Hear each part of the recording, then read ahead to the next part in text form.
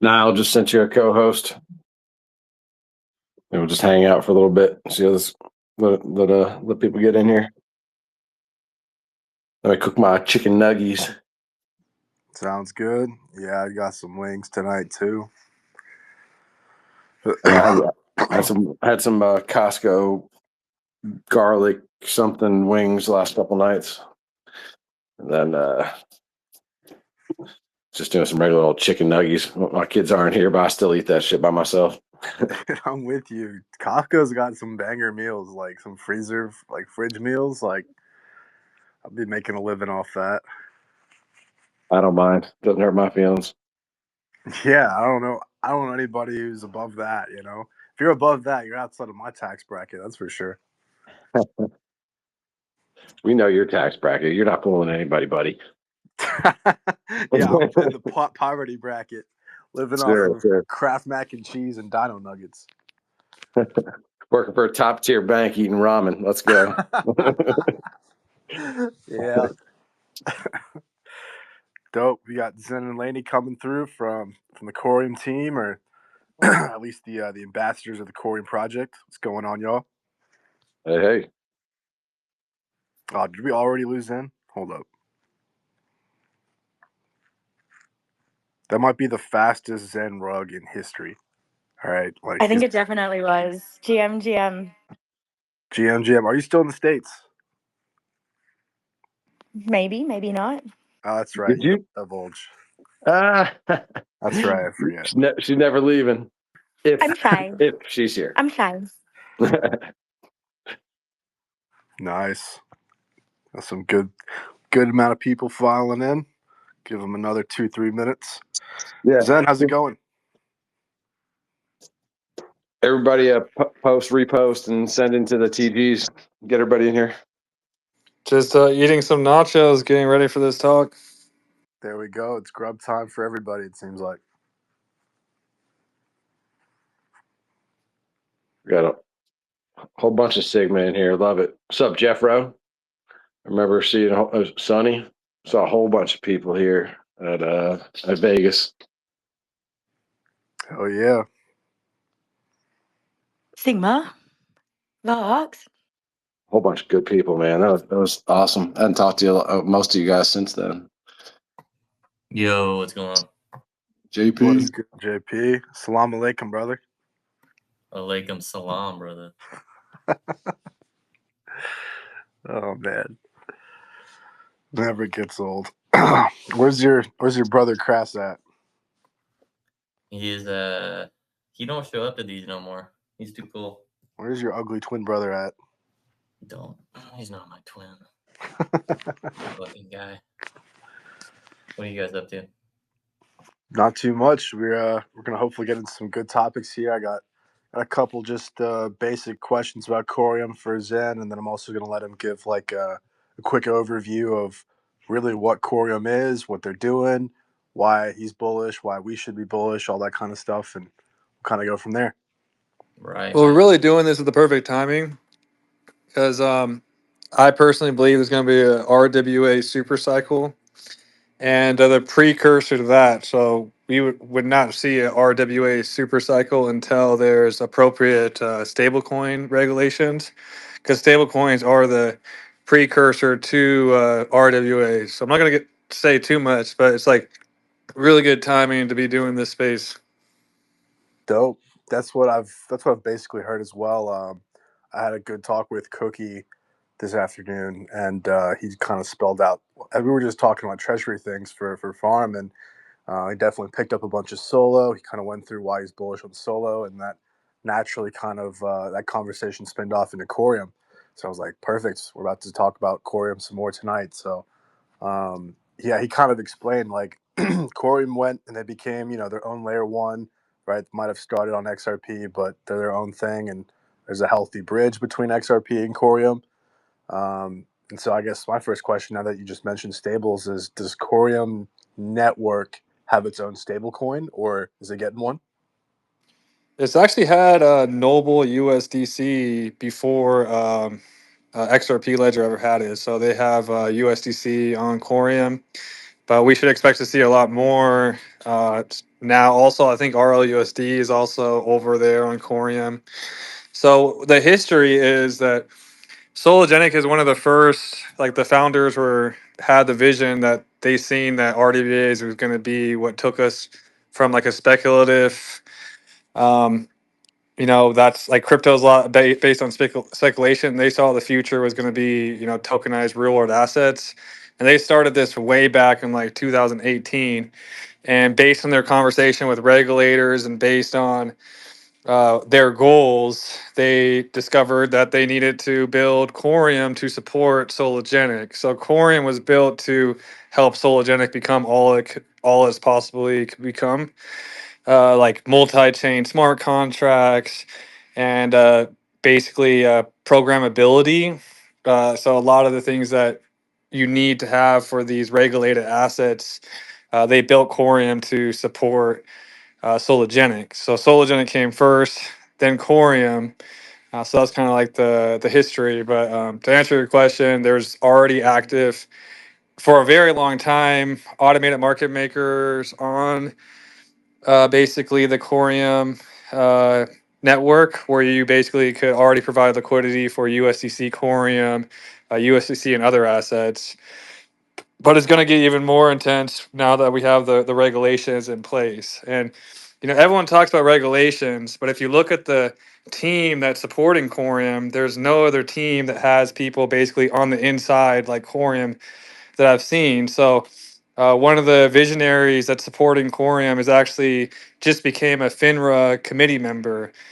He also was invited to talk at the recent SEC crypto task force, and he basically gave his recommendations on how SEC should be regulating these assets. That's just one man. If you would have seen the original announcement for Coreum, you would know that the former head of DeFi products of Ripple, his name is Michael Zakowski. I'm pretty sure.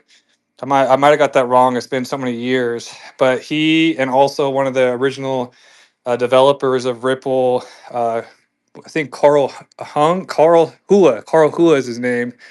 They're both some of the original, and then Michael Zakowski was head of DeFi products. He left Ripple and then went to advise the Coreum project.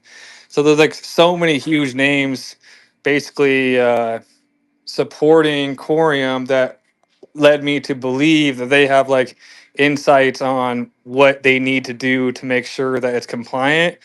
And one of the biggest, we have a bigger audience now. What everyone needs to know why we're talking about this also is they're going to be one of the first basically retail friendly that we're going to be able to access platforms built on Coreum. It's called Solotex. Solotex is going to be going live this August, and they're going to have tokenized assets like Tesla. Basically, the whole New York Stock Exchange is going to be accessible on the Coreum blockchain via the Solotex platform. There will be like certain things that you need to do, like you're going to need a KYC your address to participate in these assets. So it is going to be a lot more like a lot more regulations than typical, DEX type trading, but you'll be able to fund your account with USDC on Coreum and basically trade those for Tesla, for Apple stocks. And one of the things that Niles told me he wanted to talk about was the Coreum rewards. Like everybody loves Coreum rewards, right? Like everyone's super excited. You're making like 40. If you set up the auto compound bot 50% yield right now, because we're like the early adopters building this chain. Imagine you're making this passive income, and instead of swapping your rewards for a meme coin or some speculative asset, you could swap your rewards into something like Tesla. It's really, really powerful. So that's going to be coming in August, and that's something that everyone needs to know. But I'll stop talking and let you ask another question if you have any. Yeah, absolutely. I have tons of questions. So, first, that's really interesting just to know that Coreum was kind of built as the smart contract sort of token or network for Sologenic.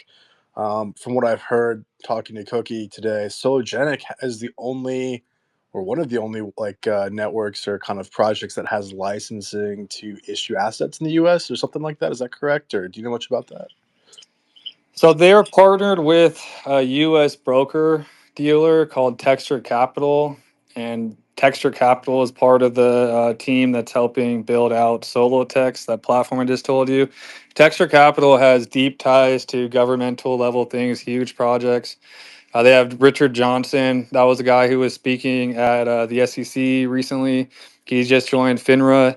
And then they also have a team from a company called, they have two team members, the CTO of LiquidNet and another guy, the former CEO of LiquidNet, which, is a huge financial player. And they basically sold that LiquidNet for I think like $100 million or something, and then they went on. And it looks like they're focusing on Solotex now. So the Texture Capital gives the basically the license to, and then the tech stack is Sologenic Coreum. So that's basically kind of how that is formulated. It's like an alliance, and now they're working very closely together. They go to conferences together. But Texture Capital is the broker license, and then Sologenic and Coreum are like the technology stack, the infrastructure layers of the tech that's doing this. Very cool. Okay. Um, I guess another question I had as you were talking about the assets that are coming to Coreum's network, such as the equities and just basically securities that are going to be tokenized there. So when you say you could earn rewards in Coreum through staking, right, and then you can just swap them directly for tokenized assets, does that mean that all of those kind of TradFi assets are going to have a Coreum pairing, or what is that going to look like when you go to do that? The project is very secret, is still like in the process of being unveiled. So we don't know exactly how it's going to basically work. But from what I understand is you will basically swap. I think you have to fund your account with USDC. So and it could change as this environment basically develops. But from my understanding, to use a Solotex application, you need to basically fund your account with USDC on the Coreum network. So you'll basically need to have like Coreum is going to be the gas token. Like if anyone's trade on Ethereum or even the XRP ledger, you have to have that layer one asset as your gas token. So Coreum's like one of the safest bets because Coreum's going to be used, right? Coreum's going to be the gas token for this. You'll need to swap into USD more in the beginning stages. You'll swap into USDC, fund your account, then you'll have these tokenized assets in your KYC account. But from what I understand is, so the DEX of Coreum right now is called Pulsera. So Pulsera is basically the automated market maker. What's unique about that is you could stake Sarah, and basically from staking Sarah, you have governing rights to basically vote on where liquidity goes. And I believe that basically the end goal would be to be able to have XRP or Coreum or assets basically paired with these tokenized assets on this DAX. Because the Pulsera dev is also on the Solotex team. So I think that's going to be like one of the end goals. And just imagine how much value could possibly come to these crypto assets if they're paired with, assets like Tesla or assets like Apple. It could be huge. So they're basically ready to front run the whole entire RWA super cycle, from what I understand. Interesting. Okay. I'm still wrapping my head around like what it would look like to go and buy Tesla on a network like this, right? Because that's something that's probably exciting to most people. Um, Lanny, can you bring up? They have a picture of the interface, how it looks, okay. and one of the assets that they include on this interface is Coreum. So Coreum is going to be available on this Solotex platform. But if someone could pin that to the billboard, they have like revealed some interfaces to it, and it looks very sleek, very smooth. But there just only been like glimpses from like commercials. So there's only a wait list. So I do also recommend someone putting up the Solotex wait list up in the banner. And I actually did invite Fabio, one of the team members, to come over. He's in another meeting, but he might pop in here. He could give a lot more detail because he's on the inside. I'm just a community member. But if someone could put that interface up, it might help I people. was just going to say that I have posted the Solotex link for the wait list so that you have first access to all of the news launching. So I've just popped that into the Jumbotron for you, for anyone that would like to sign up. Perfect. Yeah, that'll definitely help us visualize and just kind of understand exactly what's going on. Cool. One thing I heard you talk about, Zen, was Coreum is the gas fee token for the network. Just at a surface level or high level, from what I've heard, Coreum is a delegated proof of stake network. Is that correct? Is that the I think the official term is bonded proof of stake. okay? But yeah, delegated proof of stake. So there's validators that you're able to stake to, and basically every software upgrade and decision on the network. If you have in stake Coreum, you're able to vote and govern this network. Uh, this is basically a Zen Lounge validator talk. Right now, we're one of the top validators in the ecosystem that's been here since day one. So if you guys want to support Zen Lounge and everything that we do have some cool initiatives that we have planned. But you would stake your Coreum to Zen Lounge, and that's how you're going to tap into those rewards. And that brings security benefits to the chain, bunch of boring tech stuff that we don't have to get into. But staking is key to be able to govern the network, get your votes in, and also you're going to be able to get rewards in Coreum, and you could do whatever you want with that. I was also want to teach you guys that it's also a lot of people don't know and talk about something called cipher cards. So this is where you really like glitch the matrix. For the people in the Zen Lounge that have been staking Coreum for years, all of us have basically Apple cards in our Apple Wallet. That's a cipher card that's connected to anything that works with Mastercard. So I could go to the gas station right now, load up my cipher card, and purchase a burrito or purchase anything I want with my cipher card. It's right in my Apple Wallet. So it's also not only are the rewards so amazing, but it's one of the most freeing assets out there. I don't need to wait for a pump or anything. The money's coming in every second, and you're able to just spend that anywhere in the world. Like you don't have to send it to an exchange. You don't have to do any of that BS. Like so, I'm like off the grid, able to just buy. I don't really ever sell corn because I think it's going to go way higher. But a lot of my friends tell me all the time how it's changed their life, and some of them are even living off Corium rewards through their Cipher wallet. So if someone wants to put up the Cipher card link as well, uh, basically it's already compatible with real world spending. It's just next level. Like and nobody even talks about this. Well, I guess that's why we're talking about it today, because I'm trying to understand it and I'm trying to help others learn about this too. So let's walk through those rewards. So let's say I stake in the Zen validator node and I'm earning, you said 40 to 50% APY. So that's paid monthly and that's paid, on No, every second. Daily. every Every second. second. Okay, so like every block, so to speak, almost.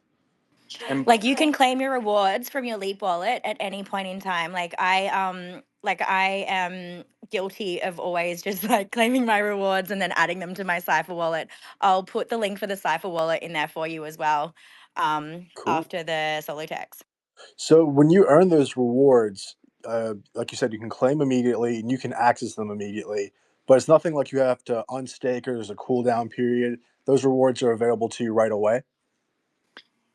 one of the coolest parts about Corium as well is so basically you'll stake your Corium, right? So let's say you make an investment. Okay, I'm going to buy 10,000 Corium. You stake that, and then you have rewards coming in every single day. So what I basically promised to myself is I'm never going to sell my staked basically investment. I'll possibly take profits from my rewards in the future, but you don't have to unstake. It's like freely available right away. And also, if you did want to unstake, maybe you're like, okay, I don't believe in this anymore. Unlike most Cosmos chains, Quorum is built off the Cosmos SDK. A lot of them you have to wait, 21 days to get your assets unlocked and liquid again. With Quorum, it's one of the fastest unbonding times. It's only 7 days unbonding. So if you ever do want to get rid of your staked assets, you would just unbond it from the Zen Lounge, and then you would have your assets ready in a week. So that is the only thing that's different besides your staked assets will become you basically have to have like people with commitment issues don't like staking, right? But you have to basically commit to at least, I'm going to stay with this asset locked up for at least 7 days whenever you stake. So you can't panic sell this either. So that's pretty cool. I was just gonna say, if your auto count, auto compounding on the Restake app, obviously like that would you don't get like you won't be able to claim those rewards. But if you because there's also that's where you get the higher APY. But if you're just doing like a normal compounding or staking, then those rewards are free to use. You don't have to unstake those. Like you can just claim those daily and then load your cipher card or trade them on Pulsara or whatever you like, basically. Perfect. Yeah, you just answered my next question. So, yeah, I was just going to distinguish like staked assets have the 7-day cooldown, but the rewards that come every day or every minute, that's available to you right now, unless you choose to go for the higher yield where you auto compound. In that case, your rewards are accessible in 7 days, just like the rest of your staked assets. And something important to bring up about how strong the Coreum community is, it's one of the highest ratio of staked assets. So I believe about over 63% of all the coins in circulation are staked. So there's a limited supply actually liquid. Majority of the community, you'll watch every single month the staking ratio go up and up and up. And that shows that it's a very secure and it's very like a strong network. I wonder, Zen, I wonder how much Coreum has been lost or was airdropped originally and just like kind of forgotten about or whatever. Because I have some Coreum from the original drop. And I haven't looked at it in probably a couple of years. I'm not staking it, which is probably stupid, but I didn't even really know enough about it to be able to stake it. Dude, we need to And get it's you I bridged think it's over on like I think it's on immediately. like two Let me help you. phones. Yeah, we'll get together. I think it's on like two phones ago that I used to have. I like to keep my phones and use them as storage, but I think I got to go way back. Where do most people Babe, keep? I don't even want to tell you how much you've missed out on because it makes me cry thinking about it. But we need to get you uh, bridged over immediately. Start. But you know what? It's super easy. It takes 3 minutes to do. Whoops. Wrong. Where do people keep it, and where do people buy it? What's the process there? Let me rewind back just a little bit because you'll see a lot of these like Axlers and stuff hyping up their bridge, right? That XRP is going to become multi-chain. Well, Corium was actually the first team to do it. So Corium started off with the airdrop to the XRP ledger as an IOU token. So 100%, you're so right. I meet people every single day that basically haven't bridged over their Corium from the XRP ledger. So tons. But it started off as you would bridge your IOU token, it burns, and then you basically mint Corium on the layer one, which you do that in a Leap wallet, I recommend. So you download Leap wallet, it's a Cosmos friendly wallet from the App Store. But now, as the blockchain has developed, you're able to basically also bridge over your XRP, your Solo, over to the Coreum blockchain, vice versa. As we're talking about these rewards and possibly selling your rewards to Apple stocks, you could also take profits into XRP and bridge back to the XRP ledger to your Joey wallet, your Zaman wallet. So they also have made XRP available on other Cosmos decks. If you ever heard of Osmosis decks, it's the biggest decks in Cosmos. Um, but basically, Corium uses this technology called IBC, Inter Blockchain Communication Protocol, which has been proven to be the safest, basically interoperability protocol that exists. It's traded. It's basically transferred billions and billions. There's banks that have been testing this for years and years. Like the biggest banks in Japan have been testing IBC, and basically that's the technology, the protocol that allows that basically when you bridge your XRP over to or your Corium over from the XRP ledger, you tap into interoperability with the 100 plus chains, including Solana, Ethereum, and basically like anything. I think Bitcoin's over there now too, but a lot of people don't talk about IBC and the benefits of it. But yeah, that's already all happening now. So there's a big IBC upgrade that just connected Ethereum to it. So you can basically go to Skip Protocol and also connect your Phantom wallet and swap Corium or whatever the hell you want to your Phantom wallet or to your Ethereum wallet and basically make everything all interconnected and cut out the exchanges. So like there's a lot happening. There just hasn't been much marketing, and a lot of us are speculating that's all going to be coming. So where would you buy it? You could buy it on the XRP ledger right now. So you see it's one of the biggest coins on the XRP ledger. But that's the IOU token. So to benefit from all this cool shit that we're talking about, the rewards, you need to go to sologenic.org and go to the bridge, and you need to bridge it over to Coreum mainnet. It's also available on Uphold, so you can go to Uphold and purchase Coreum. You could basically also purchase it on BitTrue. You could purchase it on um, a lot of the Cosmos dexes like Osmosis, but it's still very hard and very difficult right now to get. And that's kind of one of those signs that, oh, I'm actually early to something. I could, because a lot of time I've been on hundreds of coaching calls the past few years, sitting on the phone helping people go through this process. The normal person is very difficult. But as things progress, it's going to be so easy, so user friendly, mainstream friendly. But by that time, the early benefits are probably going to be gone. You Couple say early benefits. Is that also like the APY? You think that's going to go Yeah. down or stop or what? Yeah, so the way the chain is work, it's like built in as more people start staking. Basically, the APR is set to go down. So these rewards will not last forever. It's kind of like bootstrapping the network right now. So yeah, it's kind of early bird gets the worm.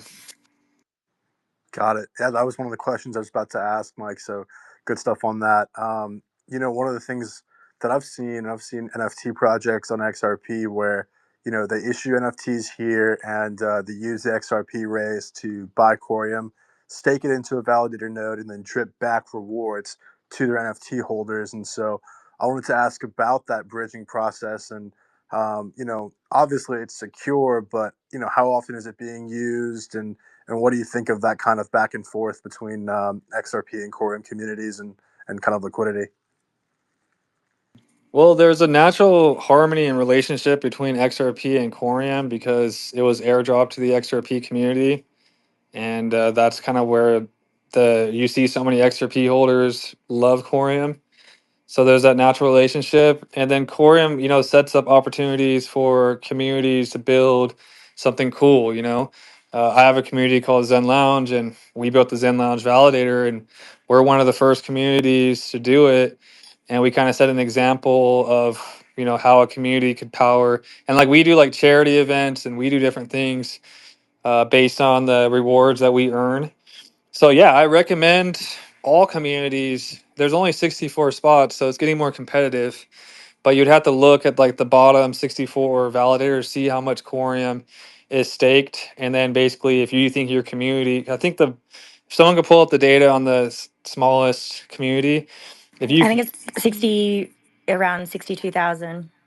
so if your community could gather, let's say 100,000 Coreum, then you could get a place, and all you guys agree to stake to it, you guys could get your community validator up on the Coreum blockchain.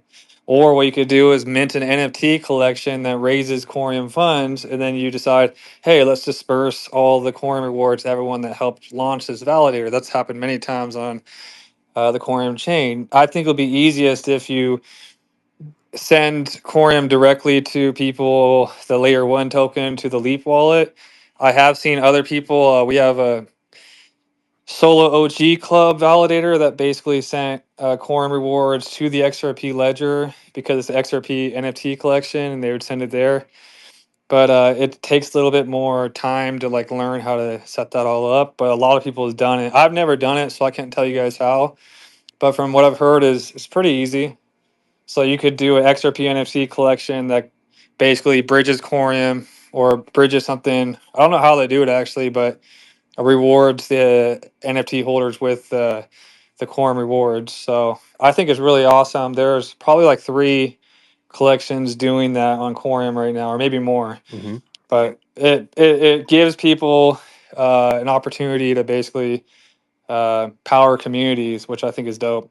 Yeah, that's one thing that we're thinking about with just the Vox like boardroom team and the treasury they've already raised from doing NFTs. It's like if we were to go and get some Coreum, and let's say we just wanted to stake it into your validator node instead of having to create our own, would we want to drip our rewards back to the team like on a Coreum wallet, or would we want to bridge it back to the XRP ledger and then issue the rewards back on XRP? So I wanted to get your kind of opinion on that. Is it better just to keep Coreum on Coreum, or is it pretty easy and not too difficult to just kind of bridge it back over here and issue it that way? I mean, I'm always like keep it simple, so I would probably just say keep it on Coreum, because then you give the option for your community members to then stake that free Coreum and start building a bag and earning more. Mm-hmm. But if you do have, some a little bit more advanced abilities, then you could go through that whole process. Personally, I would recommend just staying on the Coreum blockchain because of things like the Cipher wallet. Like if you wanted to spend it, it's way easier on Coreum. And if you also want to eventually turn those into RWAs. And one thing I wanted to mention is something unique that I had a conversation with Reza, and he did say that this Coreum bridge would be used to also bridge RWAs to the XRP ledger and use the AMMs. So it is possible that Coreum is like the gateway into XRPL, having real world assets, New York Stock Exchange assets, and then you'd pair it with XRP in the AMMs. And they were basically saying that Coreum would eventually help advance XRP ledger as well. So like it could possibly be like they have the compliant tech stack. Another thing, you hear so many people talk about ISO 2022. Coreum actually has the ability to embed that language into the code on chain. So there are so many compliant things built into the chain on Coreum that the base asset probably will be, well, the base asset would be issued on Coreum, and then you'd bridge it over to the XRPL and benefit from the traffic, the community, the AMMs, and pair it with XRP. So we'll probably see that in the future as well. And the NFT communities have basically already front run that process by doing what you're saying. So that's kind of like how the future will look like. I was going to say at this stage, if you bridge your Coreum back to the XRPL, there's not a great deal that you can do with it, in the sense that because it's black holed on the way from XRPL to mainnet, it's like when it gets sent back, it's like a different trust line number, and it's not super tradable at the moment. But obviously, like that will change in the future. I was also going to say that I have put the link for the bridge up into the Jumbotron as well, so that you can, if you'd like to figure it out yourself, it's like super, super easy. Once you've set up your Leap wallet, you can just pick IOU Coreum for all of those people that got their airdrop and forgot about it. You can pick IOU Coreum and bridge it over. It usually takes only a few minutes.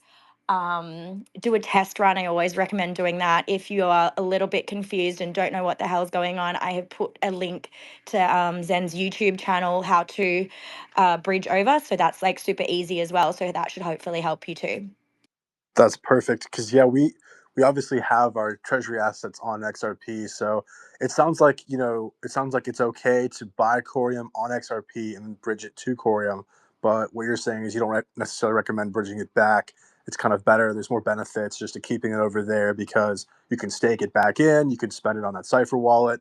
It just seems like you have more flexibility and there's probably just more liquidity on that side.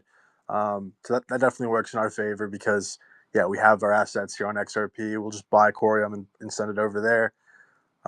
That's awesome. I guess going back to something we talked about, a couple minutes ago with just like the Coreum network and the protocol.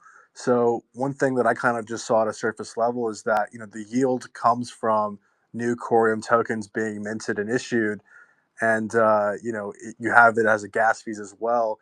Does the gas fee aspect of Coreum kind of burn and sort of offset that inflationary tokenomics, or what's the kind of mindset and how like the network offsets the creation of new tokens through the validator nodes?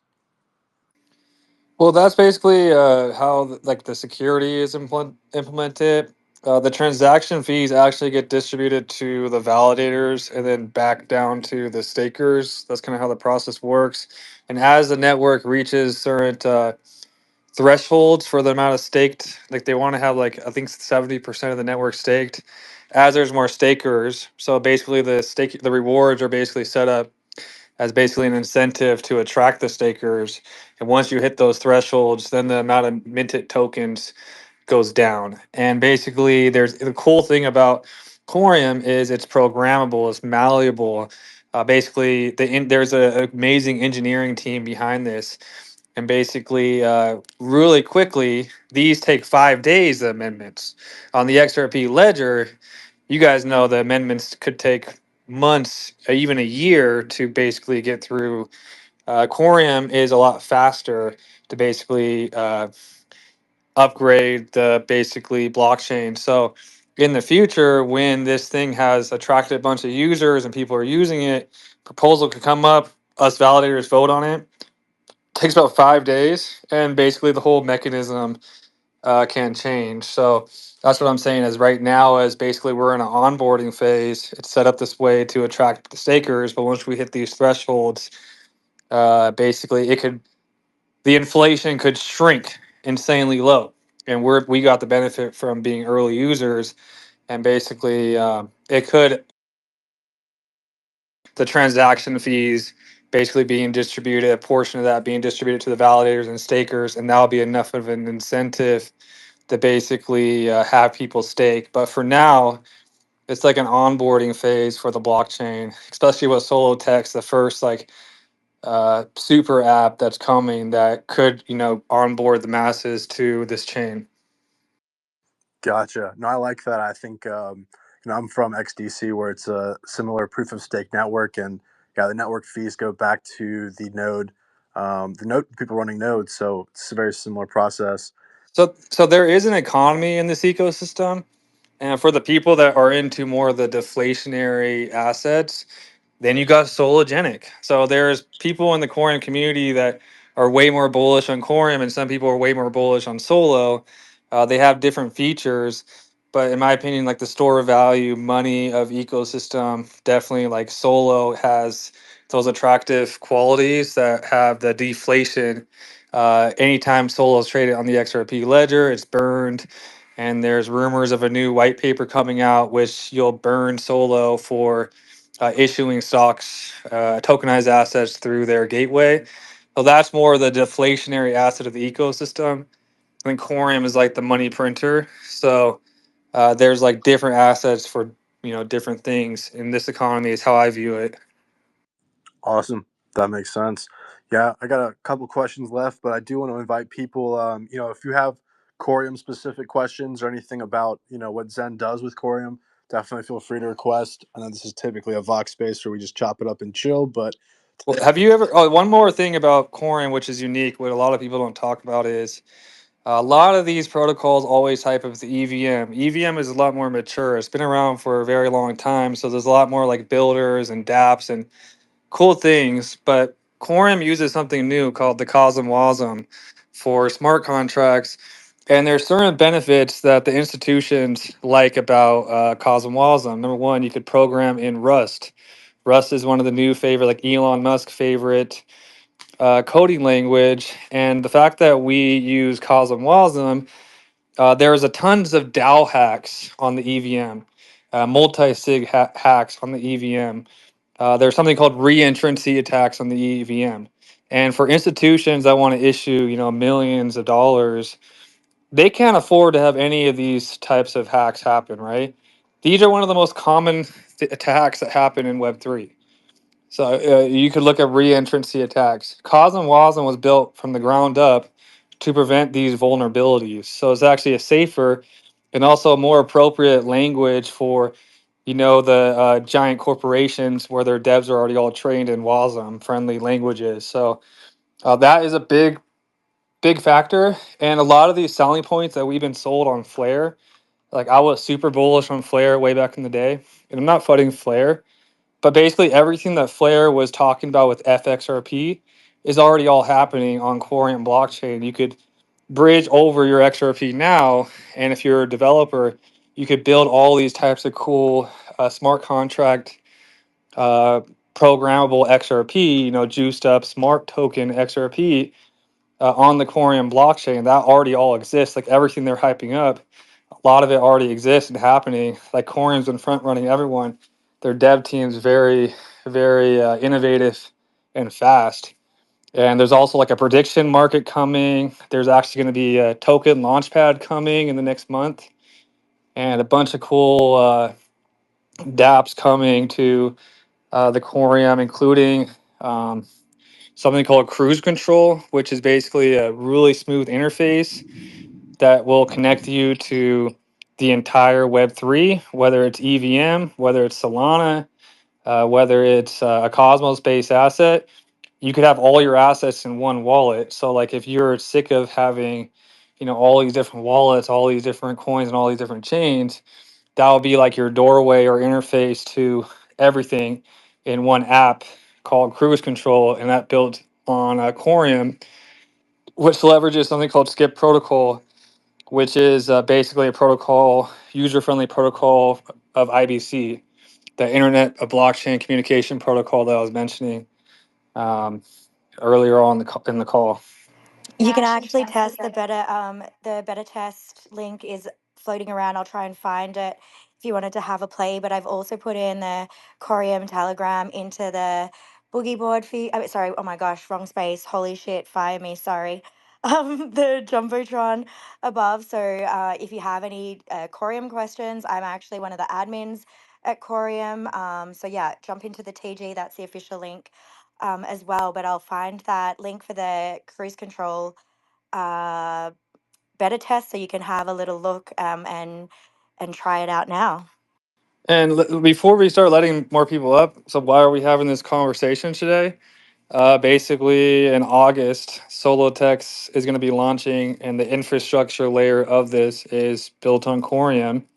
And the whole entire New York Stock Exchange is going to be available, tokenized assets. You'll fund your wallet with USDC, and you'll be able to trade. They actually just made a post saying you'll be able to trade Bitcoin for Tesla in this Solotex app.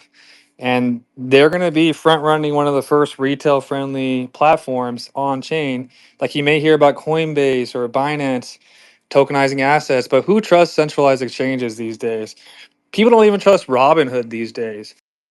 For the first time, we're going to be able to trade real assets on chain, on the Coreum blockchain. And if you listen to the words of what these people are talking about, like at the DTCC, oh yeah, these assets are custodied by the DTCC.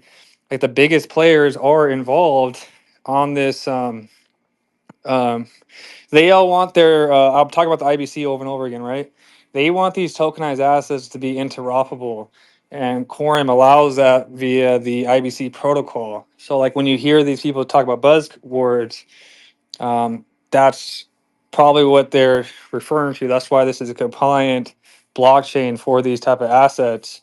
Yeah, you're going to be able to bridge them to the XRP ledger through the Sologenic bridge, but Quorum has this like really unique regulation friendly on-chain compliance. They built it from the ground up for this specific reason. And then you start asking the questions like, how the hell are they so connected with Richard Johnson speaking at the SEC, who's a Solotex visionary, with a bunch of shit. He's also a FINRA. So FINRA, and when I first started talking about Quorum, I had a lot of heat. A lot of people unfollowed me and gave me shit and were like, it's a scam, it's a scam. Do you know have you ever heard what FINRA is?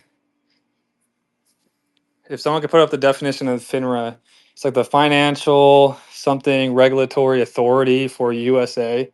Like, like basically governmental level shit. They're basically the Richard Johnson guy I'm referring to, who's building Solotex on Coreum, just got added to the committee just a couple weeks ago. I posted about it. And then he also spoke at the crypto task force. And when you look at the caliber of people that are speaking at this, these are like the Black Rocks, the Fidelities, the biggest players in finance. And then you have Richard Johnson of Texture Capital, that brokerage the brokerage who has all the licenses is basically in the same ballpark as these big entities. So people are like, how are they having how are they so compliant? It's like they have inside people behind the scenes advising the Coreum team on what they want and designing it from the ground up to meet these future regulations. Awesome. Yeah, just to describe or quickly go into detail about what FINRA is, in case anybody doesn't know. Like he says, it's the Financial Industry Regulatory Authority, right? It was basically created from like the regulatory and enforcement parts of the New York Stock Exchange and security dealers. It basically exists to protect investors and just overall maintain integrity. So that's a pretty big deal that you got Coreum insiders already in that agency. Mike, I see you unmuting. Do you have a question before I Well, hit him yeah. with Then what do you think? Because I know Larry Fink and BlackRock are basically trying to do the same thing. They want to tokenize everything also, and I believe they applied for something in like Arizona or Texas, if I'm not mistaken. I don't know if those are related or not related, or if you have spoken of that in your groups.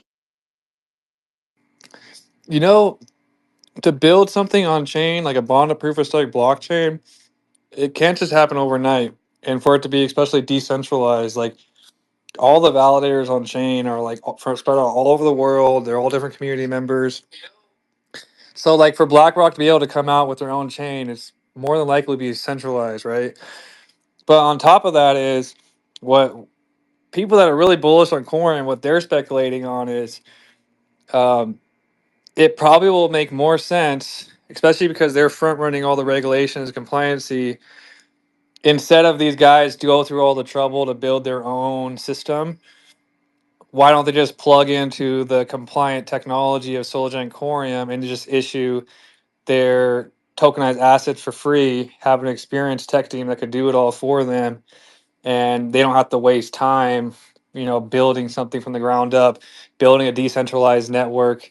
They could just instantly plug into what they have built, and it will be very, very cheap for them to do so and start offering their assets on something like Solotex or on a Coreum application, which I see happening because who's going to waste time, trying to build something from the ground up when the perfect technology is already built and it'll be very cheap for them to start using it. And that's kind of like one of the goals that the CEO hinted at when they were talking about it in a recent space. It's like institutions will be able to plug into this technology and start using it without having to build their own.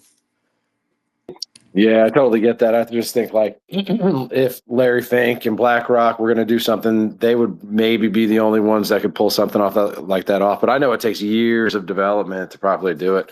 I wonder what they've been working on in the background. But like I said, I just know they're trying to tokenize everything on like the New York Stock Exchange and the NASDAQ, and also just curious what you thought of all that. Well, another thing that we didn't even talk about is um, there was this weird sequence of events. The president of El Salvador took a photo with the founders of Coreum, Bob and Reza, and that was posted on the timeline. And they were talking about creating innovation in El Salvador. And the very next day, Trump called the president of El Salvador and was asking him about crypto.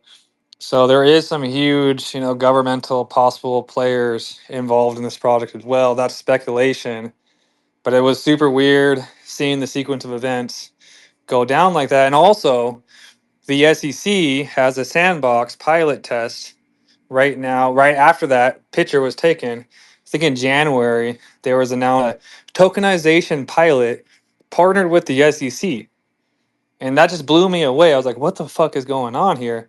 And there was this big sandbox tokenization partnership. You could Google it between El Salvador and the SEC, and then you see all of a sudden the next announcement I seen was Richard Johnson of Solotex speaking at the SEC. So there's like a lot of connections, and people call me crazy, but those connections keep getting more and more real. And I think in the next few months, as we get closer to August, the partnerships are going to blow people's minds. Like, obviously, they're not going to reveal everything at the bottom of the market. So you do have to speculate and connect these type of dots that kind of forecast the future. And we've been doing that for a couple of years now. When we first seen the head of Ripple Products, Michael Zakowski, jump ship from Ripple X, the president of Ripple X, jump from there and go to advise Coreum. And like that's where my speculating began. And then it led to the president of El Salvador meeting with these guys. So it's like, if you've been following the rabbit hole as long as I've been following this rabbit hole, you start to see the bigger picture. But for someone just tuning in, I recommend going to my YouTube page, and it's all laid out. Like all my research from years is all laid out, and you can start seeing the dots that I've been connecting for the past couple years, and it's pretty crazy.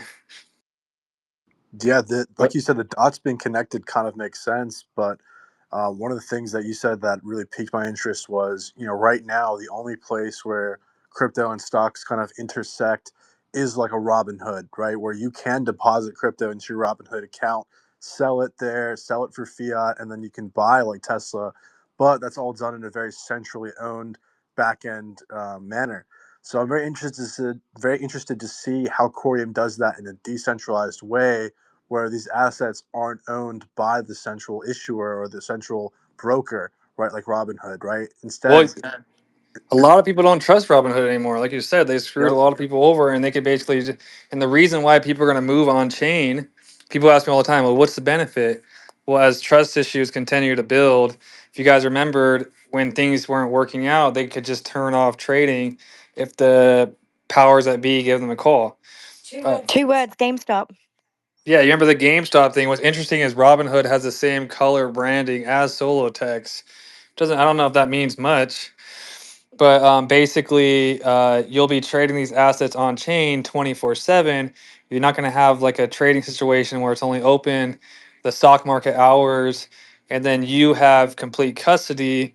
And that's one of the big things about their technology is you have on-chain custody of the asset, and you hold it in a cold wallet even, and then you don't have to worry about like the centralized oligarchs basically controlling your tokenized assets. So it's going to be just no different eventually. I don't know how it's going to play out. I don't know if it's going to be like a smooth rollout or if they're just going to go balls deep from the beginning. But I do know the DAX Pulsar, more than likely there'll be like liquidity pools with these tokenized assets and then cryptos in a basically on-chain permissionless setting. I think the only negative is you do have to KYC your wallet. I think that's kind of what's going to go down. Which some crypto natives would be like not down to do that. So you want to create like a alternative wallet for these type of assets if you want to stay like no KYC. Yeah, that makes sense. I don't think there's any way to access securities, right, without some form of KYC. So definitely makes sense. I see I Brad. think also what's so advanced about this technology too with Coreum is they could put like geo restrictions on certain assets. So like if an asset's only supposed to stay in the Chinese region, I think that they could program the smart token to like only trade in these regions. So there is like a lot of, there could be restrictions to some of these assets that we don't really know about at the time right now.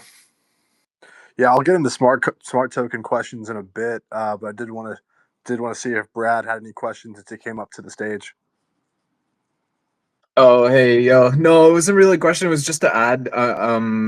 I'm super bullish on tokenized stocks on the blockchain, and since you mentioned Robinhood like twice right now and how people don't trust it, I totally agree. And I mean their whole model, which is like payment for order flow, is almost like front running retail, right? So institutions pay for that information and then are able to make plays, and then retail is last to know. So that's how they make money, and so you're always getting the short end of the stick if you're trading on their platform, because they just sell that data to big boys that make money off of you. So yeah, I totally see that moving on chain to a more transparent setting, right? Because it's a no-brainer. The more we head into this digital landscape, we're going to be able to see also who's swimming naked, right? Because like this whole game is pretty much rigged as it is right now. I think it was early this year they were fined like $300 million or something insane like that because they were basically caught selling shares they didn't have, and apparently like their whole fucking thing is an accounting nightmare.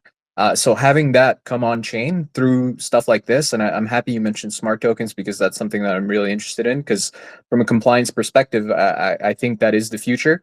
And they are like Coreum is taking a different approach, whereas XRP or Ripple are exploring permission domains. I am interested and intrigued by the smart tokens because it seems like it kind of solves that problem without necessarily having to go the permission domain route. So yeah, just wanted to jump up here and say, say that real quick. But yeah, looking forward to hearing more. Awesome. Mike, any questions before I jump into smart tokens? Yeah, well, I don't know if you were going to wrap up with something like this or whatever, but Zen, what do you think about like historic price action, current, and potentially future? That's the only thing that I don't talk about usually on my YouTube channel until recently. I had some TA guys come on, but I'm not a trader. I just buy and hold. Right now, it's very cheap. It's got to be near the bottom, especially as a bunch of news comes rolling out. It was just at like 20, almost 30 cents recently. So it's definitely going to go back. I think the bottom was around like 7 or 8 cents or something like that. But to me, I'm not really like the price forecast guy. I'm just talking about the connections, the technology. But I do have high hopes for this thing to potentially retire, especially if you're getting in at this time. A lot of us, when we started buying Coreum, it was a lot higher than it is right now. So it is a really good time. And the cool thing about getting in on a project like this near the bottom is like you're able to get a good bag, and then and then the rewards increase as the price goes up. So like the rewards get better and better. So like if a bunch of good announcements come out, that reward that you're getting that's stripping into your wallet gets more and more exciting. Like for a lot of people, if Quorum ever reaches $1, would be life changing in itself based on the current rewards. The rewards won't be like that forever. But a lot of people are making really good money staking at the current price. So imagine if it goes to 30, 40, 50 cents. It's going to be insane. But, I did see some recent TA guys say that 28 cents is coming or above 30 cents is coming. So, yeah, it's a great time to actually get involved. So we're not shilling you the top of something, especially as the Solotex is only 3 months away. So you'd be front running a lot of big news that's coming. I want to say less than 3 months. Awesome. Yeah. You hear that, AZ and Mike? I faded Coreum just until the right time so we could buy the bottom. But another thing is like if you did have hopes on creating your own validator, as the price goes up, it gets harder and harder to do so. So we did have plans to, like create a validator, then like the cheaper the price, you're almost hoping for a cheaper price because it's easier to like get this certain amount of tokens you need to hit the goal to create your own validator or whatever. So Could you walk us through what would be like a main incentive for starting our own validator versus just staking into yours? I can put the link into the chat, but if you did want to do that as well, like I know that they're going to change the parameters really soon. So yeah, you want to move on that really quickly. I probably shouldn't say that, lol, but I'll get you the link. well, I mean, there's a lot of headaches to starting your own validator, and a lot of validators charge a very minimal fee to stake with them. So not dealing with the headache and to do it yourself, I would recommend you actually be very tech savvy, and it's almost like a baby. Like you can't leave town really because if a crucial security patch comes up and you're not there to basically help facilitate that, could be your validator could get jailed, your stakers could get slashed, get penalized, or you could even fall. Tombstoned. You could even a lot of big names will have been tombstoned or jailed, and then part of their funds get slashed. So there is a big responsibility in being a validator, but then some people choose to get a third party, which they pay a monthly fee to basically maintain everything for them. And then the downside of that is if you could end up becoming like all your rewards are going to pay someone else, so then it would be more profitable just to stick to a validator. So that's some of the cons of it. So yeah, there's pros and cons. My validator chooses to do 2% commission. In Cosmos, the standard is really around 5% commission. So mine is definitely below standards. But then we basically make sure that you're safe and you don't have to worry about all the headache. So there's benefits to stake with the trusted validator. And also, if you don't know enough about the chain and an important proposal comes up and you're staking with someone like Zen Lounge, you know that your assets are going to be voting for the best interest of the network because we're going to vote and help you basically choose the best decisions. Whereas if a bunch of uneducated people come over and they start casting the wrong votes, and it could be detrimental to the chain. But there's pros and cons. If you have a large community, then uh, there's pros to just launching your own validator, and if you think it'll be profitable to pay someone to do it without dealing with the headache, then you could do that. Gotcha. That definitely does sound like a huge difference. And this is one of the few nodes where it sounds like there's a huge degree of responsibility and being around to maintain it. I run nodes on other networks, and there's not nearly the same penalties associated with it. Just out of curiosity for you as a validator, what is your contingency plan if something happens to you? Well, yeah, that is, I mean, if Coreum does go up in high value, then I got to put a lot more security precautions on my own life and my everything about myself. But I actually was running my validator completely by myself in the early stages, and I just knew that it was based on how busy I am as a person. It was completely out of my scope to, especially I was never assuming that my validator would ever be the size that it is. Like it's huge, it's the biggest validator on the chain, and that just put so much pressure on me that I basically decided to hire some of the top Cosmos team, that one of the top Cosmos team who runs it, and they're like one of the top teams, and they do it all for me. So I have like actually a team now that assists me with the validator node. So I'm able to not have to worry about it and know that I have like top engineers also in multiple locations across the world. If anything happens, like they could fire up another node in a split second in multiple locations across the globe. So yeah, that's where you're basically that 2% does go to like actually having a high powered team helping run the network. And when there's upgrades, you'll see that Zen Lounge is always the first one of the first chains to facilitate on these upgrades because our team is so good um, with it. So yeah, we actually have a team. I'm not running it myself anymore. I was just running it on my house, but it just became way too sketchy as it became huge. But I was just I did learn a lot, and I did code it all myself, and I was running it myself for a very long time. So I do have a lot of the knowledge on how to set it up.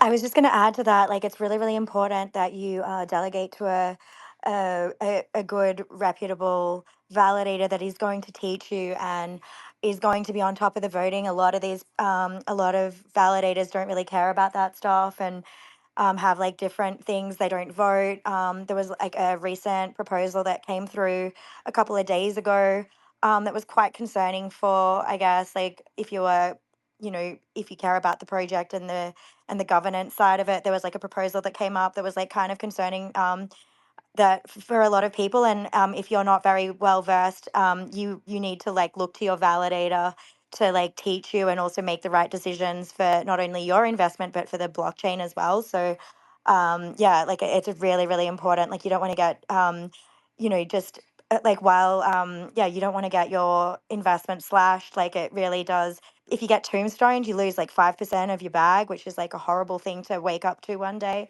It's happened to many people. So yeah, it's really, really important. Yeah, and like the 5% tombstone, that hurts the most. I'm sure. Like the 0.05, you like that's the slashing that hurts in itself. But holy shit, if you lost if your validator got tombstone, like yeah, you don't want to lose such a huge bag. But yeah, it's really, really important to yeah, and like I was gonna say, shout out to Zen because he is the #1 top validator on Coreum, and he's done like a really great job of onboarding lots of people. So yeah, I'll give you guys a those were couple the things I was rules. going to add. If I could give you a couple rules, is don't stake with a centralized exchange. Like we don't rock with those people at all. And then also, typically, a lot of people will let their greed get to them, and they'll see a validator with 0%, and those 0% aren't really incentivized to help maintain the network. And there's actually a whole tactic and strategy to this approach.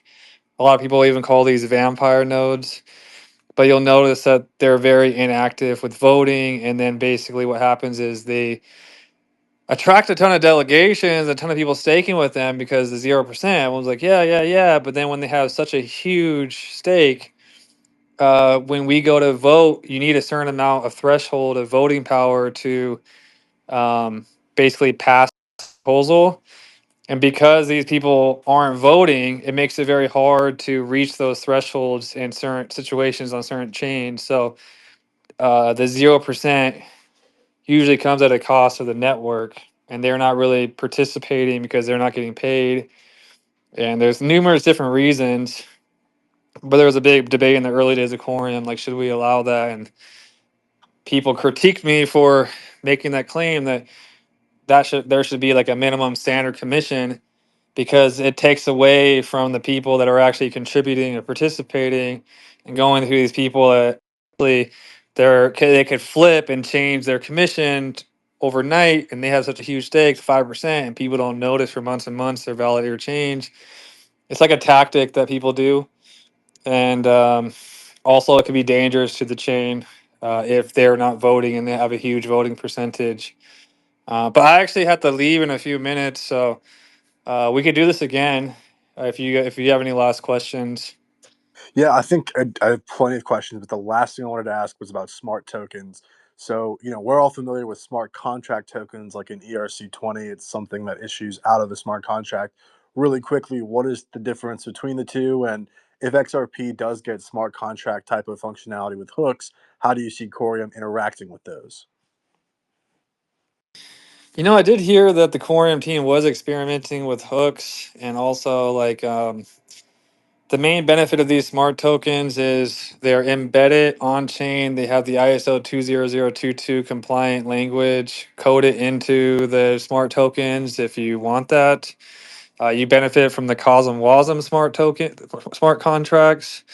Then you also benefit from IBC.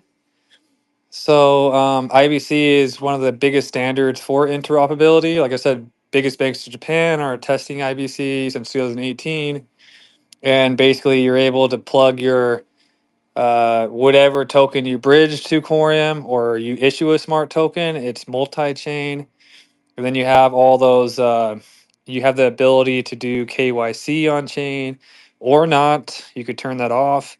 But there's also like minting and burning, which is also there's a whole list of benefits. And personally, even with hooks, I do not think the XRPL will be interconnected on chain at the token level with basically every other chain in Web3. I think it's more of smart contracts, layer one level. I don't think it's smart So you could do a smart contract on Cosm Wasm with another chain like Solana, or you could do a smart contract with another chain that's connected to IBC and do multi-chain smart contracts, not layer one smart contracts, which is the big difference. And you could do like a smart contract between Bitcoin and your smart token. And there's all types of benefits. Smart token is at the end of the day like a fancy coin buzzword, but the root of that buzzword is, you know, the IBC protocol, the CosmWasm multi-chain smart contracts, the ISO 20022, the ability to do on-chain. I think even the geo restriction stuff. So if you look at the white paper or look at the thing, it'll tell you what's underneath that buzzword. But a lot of it, if you're like new to this lingo, a lot of people in XRP Army are very familiar with the idea of the F assets with Flare, but that's EVM, I believe, not CosmWasm. And I told you that the institutions want CosmWasm; they don't want the EVM. So, and they're already doing it, like they front ran them on that idea. So, like the whole smart XRP that Flare was saying was going to happen with FXRP, and it's taken them years to develop that, is already basically you could do that on XRP now. So that's what smart tokens are. Awesome. Yeah, we'll definitely set up something else in the future.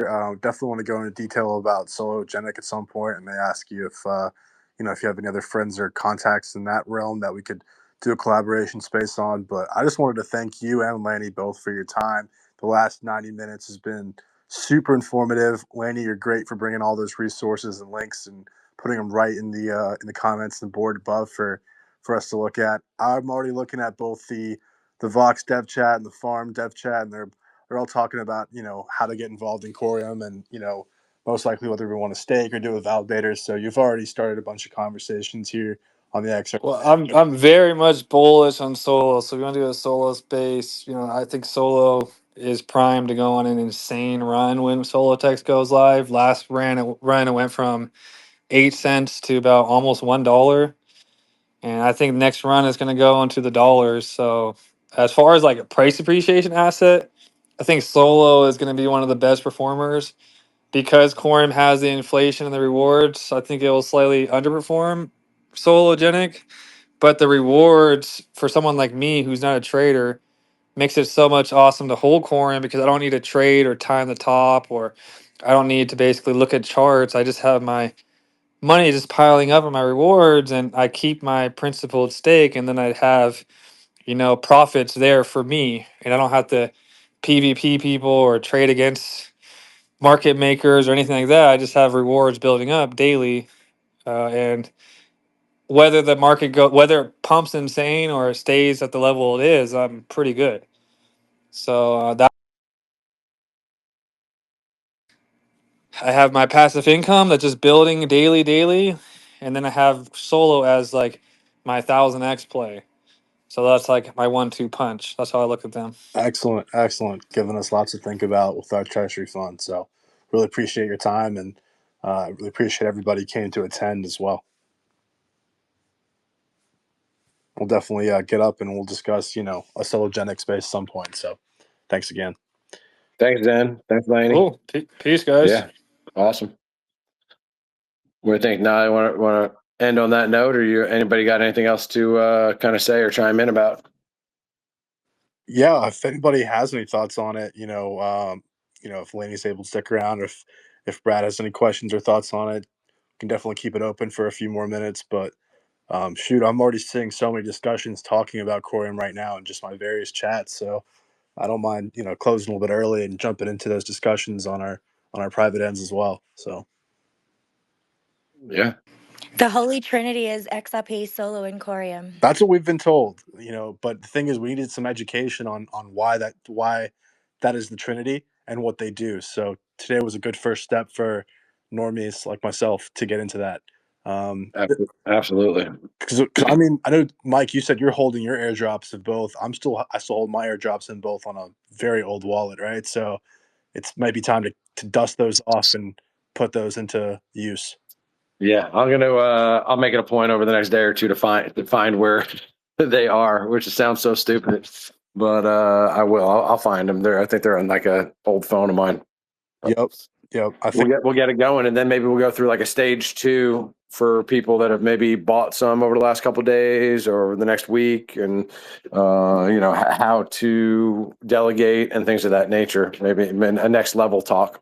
definitely. I think by us going through the steps as like kind of newbies, right? We can we can literally experience any sort of pain points or questions and confusions, and then just talk about it here. And we can bring in both experts, we can bring in people who are new, and just keep that dialogue open so we can help with the education process ourselves, just going through it brand new and fresh. Yeah. Well, then, Lainey, I I was may gonna say, go ahead. it's so easy, and I've literally linked everything into your jumbotron. So in terms of like if you're buying it on an exchange, the only thing to be mindful of is if you're buying IOU Coreum versus mainnet Coreum. That's the only thing that trips people up sometimes. But yeah, like if you're buying it on Is it okay to the do that though? XRPL. Like, are you going to lose a percentage converting it over, or does it matter, Lainey? The bridge cost is like relatively minimal from IOU to mainnet. Um, and obviously, like it depends on, lots of people buy it on different places depending on what the price is at that moment. So, yeah, no, I like a lot of people, just swap their XRP straight into Coreum IOU and then just bridge it over. Or if you're feeling fancy, you can, buy it on.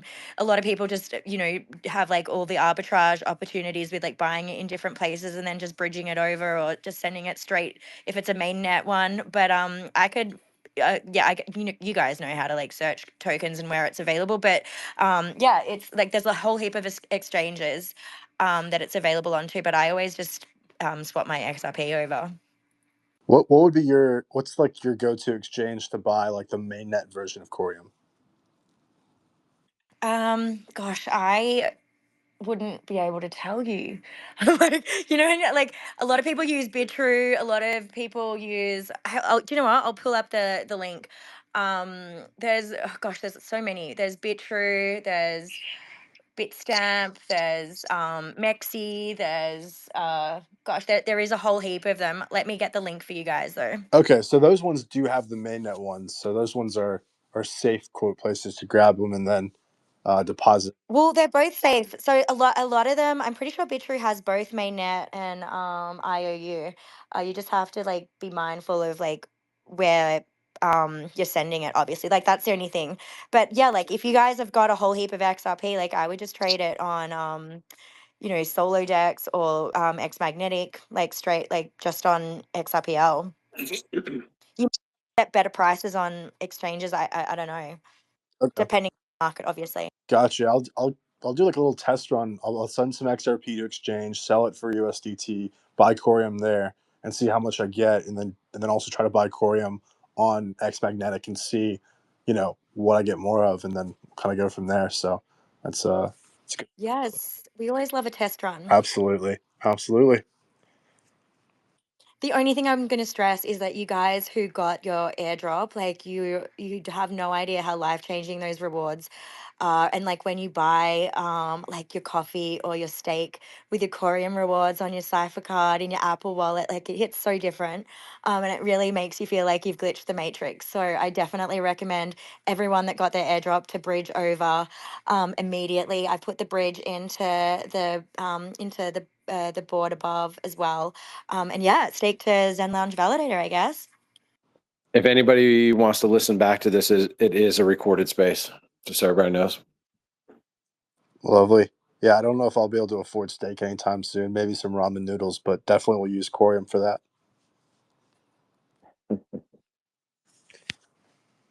Cool. I don't know if we have any other questions or comments, but we might just wrap up early if that's all right with you, Mike. Oh yeah, we're good. That was a good conversation. I don't care if it's a 3 hour or a 1 hour. If we can pack some value in there, I love it. Absolutely. Thanks again to everybody who joined. Thanks to Lainey and Zen and even Brad who came up and chat on Robinhood briefly. We always appreciate a good shitting on Robinhood. So shout Fuck Robin Hood. I Fuck said it. Robin Hood. That's right. I said it. Fuck Robin Hood. Awesome. All right. Well, we'll see all the next one. I think when we do the solo space, we'll try to promo it meaning we'll post about it ahead of time so that everybody knows it's coming, and we'll try to fill up the room. I'll try and get Fabio for you Perfect. guys as well. Like, yeah, Yeah. I'll try and I tried to get him for today as well, but it was short notice. Yeah, we'll definitely take our time with it. We'll let this space kind of marinate, right? Maybe between now and the next space, people can come up with questions, and then the next one we can definitely still talk about Coreum, but we'll go a little bit deeper into Solo. So that's perfect. Excellent. All right. Well, much love, everybody. Glad to have everybody. We do this every single day. Today was at 8 o'clock Eastern Standard, but we normally do 8:30. So come on back, man. Cut it up with us. We talk about crypto. We talk about venomous snakes. We talk about Mars aping low cap coins. Everything's on the table. So bring it. Absolutely. Appreciate everybody coming through, and we'll see you next time. All right. Bye.